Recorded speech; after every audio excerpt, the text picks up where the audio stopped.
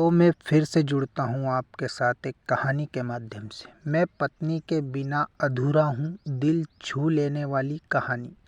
एक व्यक्ति कहता है, मैं शादीशुदा हूँ, मेरी पत्नी मुझसे कद में छोटी और कमज़ोर है और मेरा शरीर ऊंचा, लंबा और तगड़ा, बिल्कुल एक पहलवान की तरह। मेरी पत्नी का कद छोटा है, इसलिए मैं उसके साथ बहुत मजाक करता हूँ और उसे परेशान करने का एक भी मौका नहीं छोड़ता। अगर वह मुझसे कोई चीज़ मांगती तो मैं अपने ऊंचे कद का फ़ायदा उठाकर उसको हाथ में पकड़कर ऊंचा कर देता और वह उछल उछल कर उस चीज़ को लेने की कोशिश करती। और भी तरीक़ों से मैं उसे परेशान करता रहता। मुझे उसे परेशान करना बहुत अच्छा लगता था और मुझे यह देखकर खुशी होती कि वह भी मुझे परेशान करने की नाकाम कोशिश कर रही होती है। फिर अचानक मेरी पत्नी मेरे इन हरकतों से उकता गई।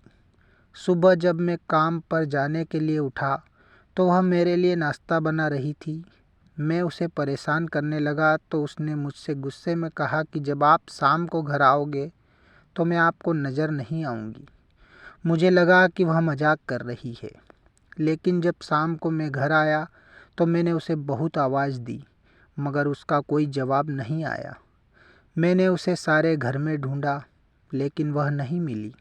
जब मैं रसोई घर में गया तो फ्रिज पर एक चिट्ठी थी, जिस पर उसने लिखा था कि अपना ख्याल रखना, जब मैं वापस नहीं आऊँगी। मैं वह चिट्ठी पढ़कर घबरा गया। मेरे पाँव काँपने लगे।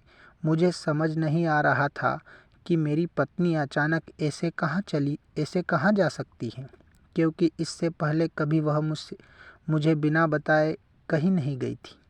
उस समय मुझे ऐसा लग रहा था कि मैं जो अपने आप को बहुत ताकतवर समझता हूँ, मैं बिल्कुल कमज़ोर पड़ गया हूँ, क्योंकि मेरी पत्नी ही तो मेरी ताकत थी।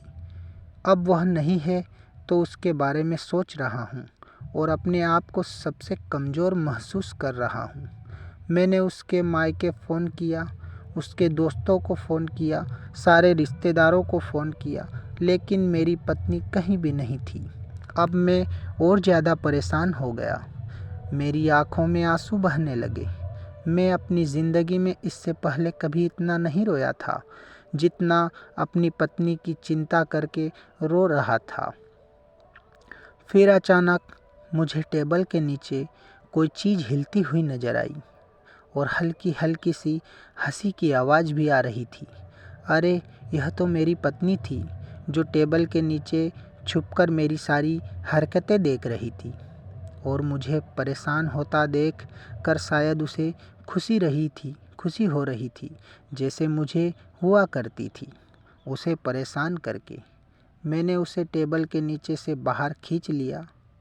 मैंने एक बच्चे की तरह ही रोते रोते उसे गले से लगा लिया और जहाँ तक उसका सवाल था, वह तो बस ऐसे ही हंसे जा रही थी।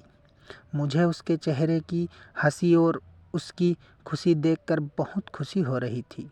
सच में, जब मेरी पत्नी नहीं थी तो एक पल के लिए मैं दुनिया का सबसे कमज़ोर व्यक्ति बन गया था। सच है, मेरी पत्नी के बिना मैं बिल्कुल अधूरा हूँ। मैं बिल्कुल अधूरा हूँ।